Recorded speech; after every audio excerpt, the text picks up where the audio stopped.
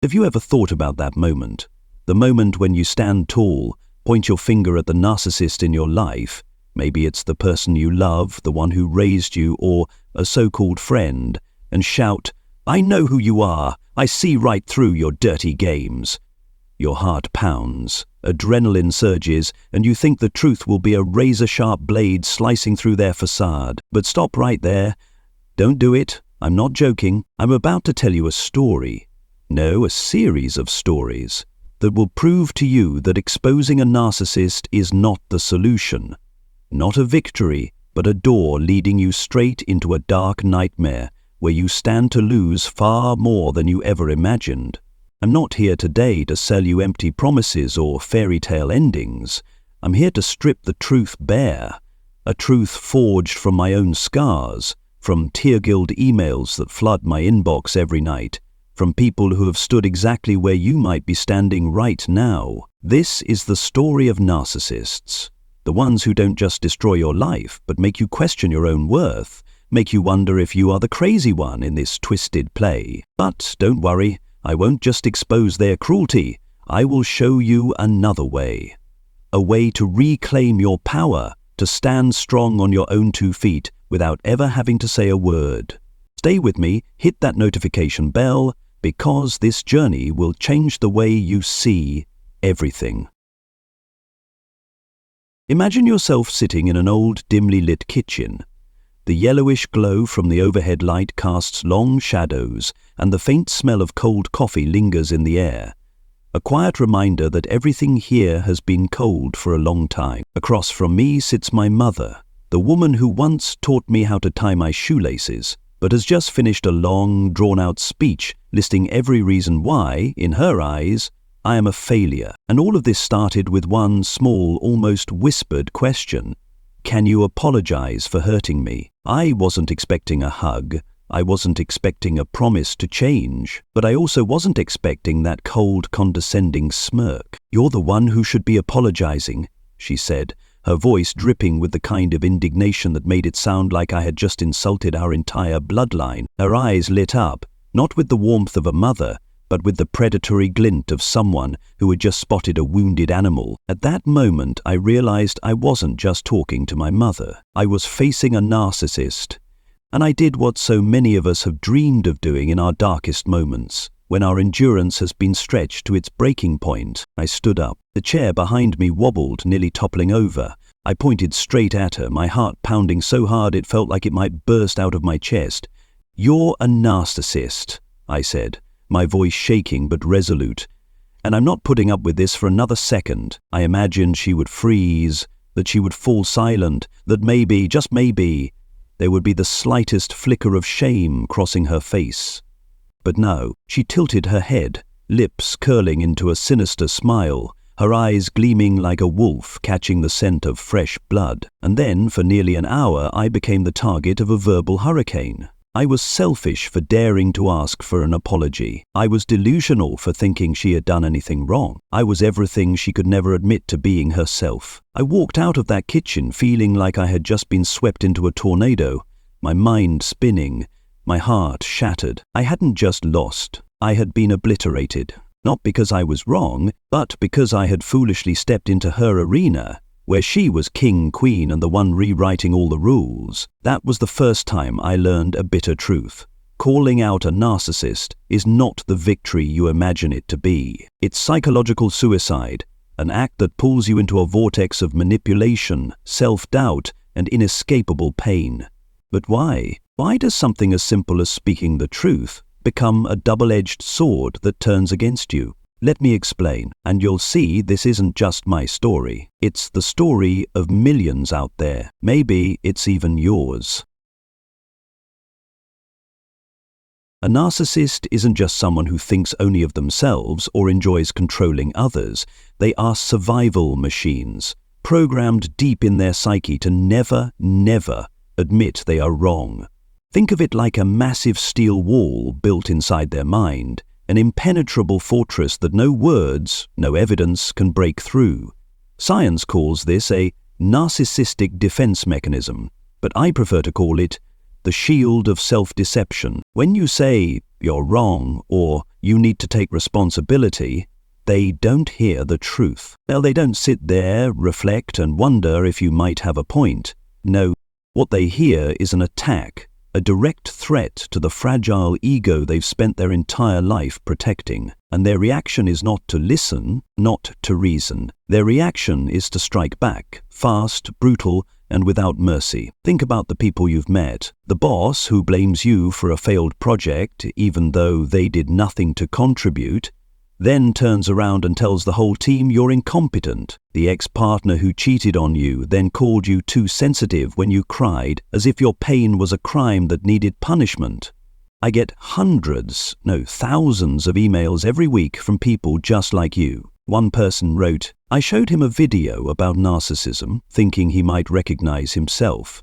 He laughed, pointed at me and said, 'You're the narcissist here. Stop pretending to be some saint.'" Another shared, "I gave my sister a book, hoping she'd change. She threw it out the window, called me insane, and spent the next week telling everyone I was a complete failure." These aren't random incidents. These aren't overreactions. This is who they are, a sharpened instinct to protect their false self, to keep themselves on top, even if it means crushing everyone beneath them. Have you ever tried it? Have you ever sat there, convincing yourself that if you just found the right words, the right proof, the right moment, they would finally see the truth? I did. I used to dream of the day my mother would sit down, tears in her eyes, and say, "You're right.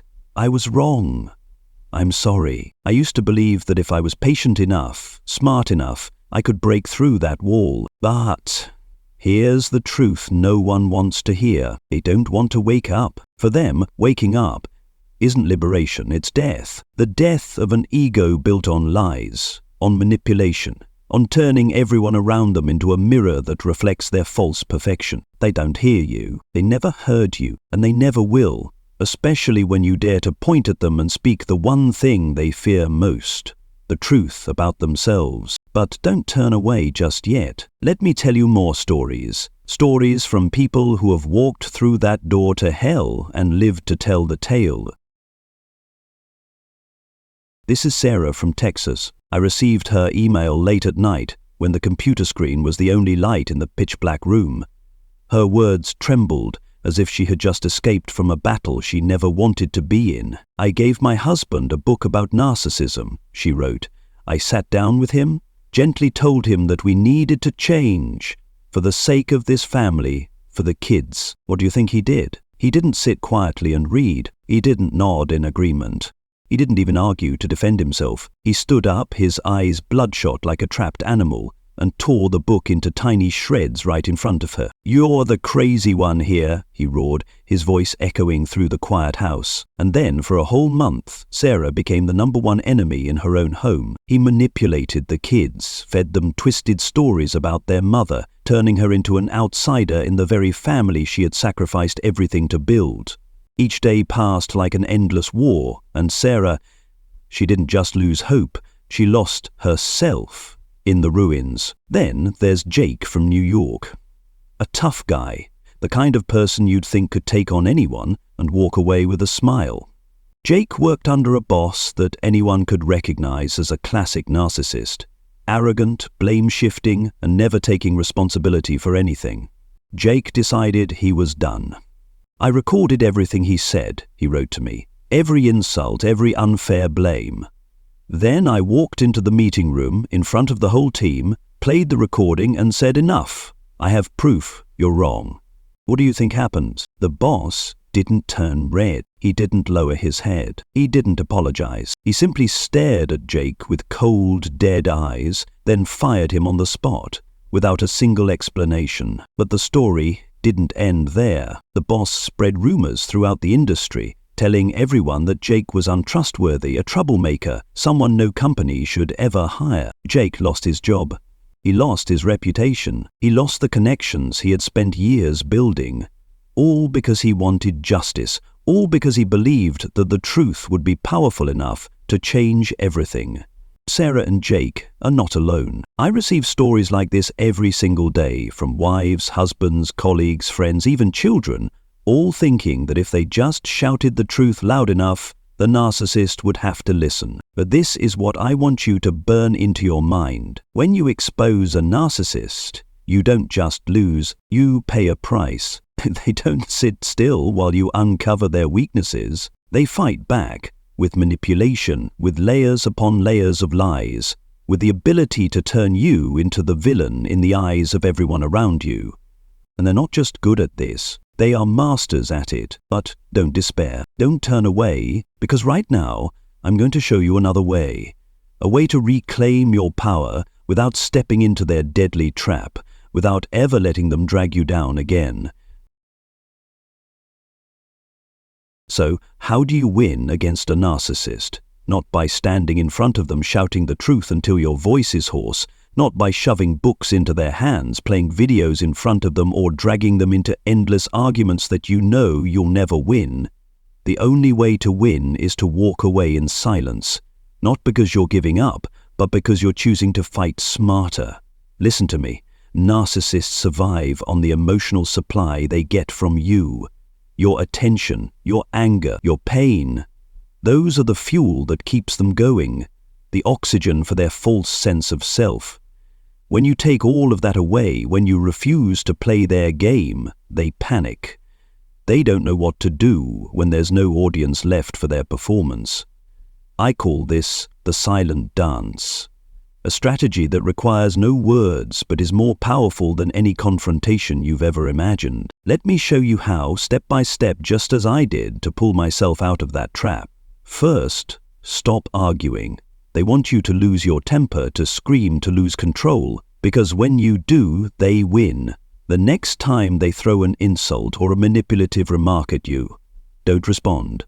Just give a small nod, turn away, and stay silent. You don't have to prove you're right.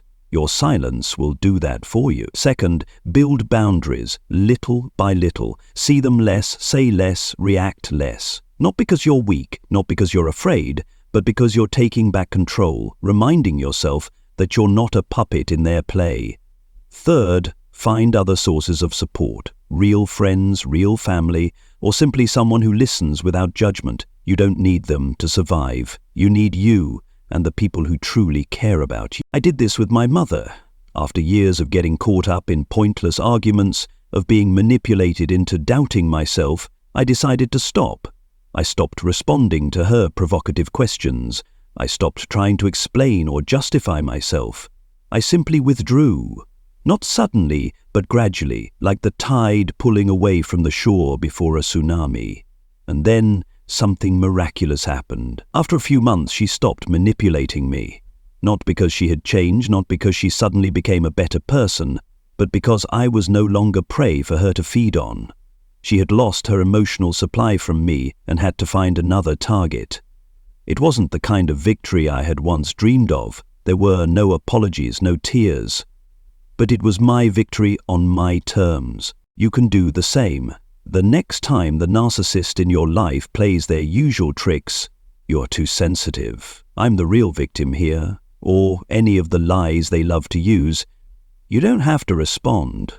You don't have to prove them wrong. Just smile, a small, knowing smile, as if you understand something they never will, and then walk away. Find the people who truly see your worth, the ones who don't use you as a punching bag for their frustrations. Your silence is not surrender, it's power. It's a declaration that you no longer belong to their world. And that, right there, is how you win.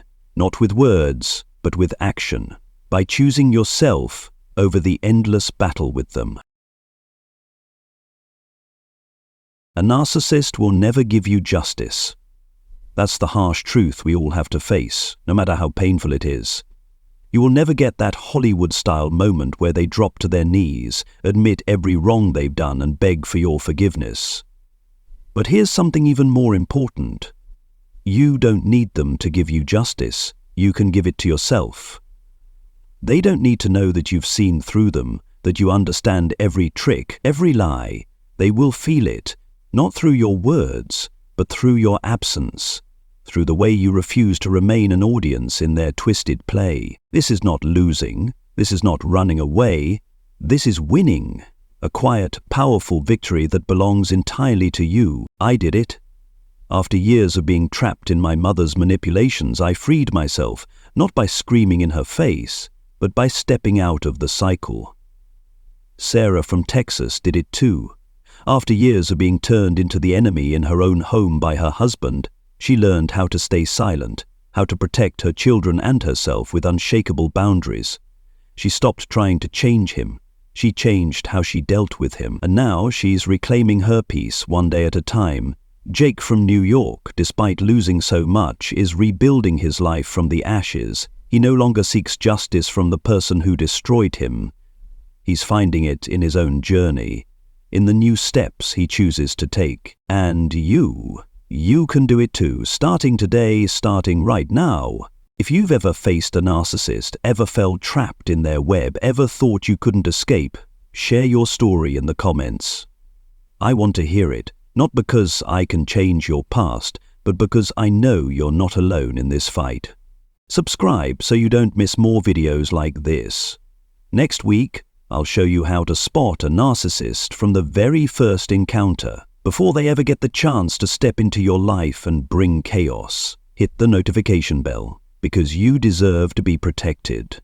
You deserve a life free from manipulation, free from self-doubt, free from being crushed by people who will never see your worth.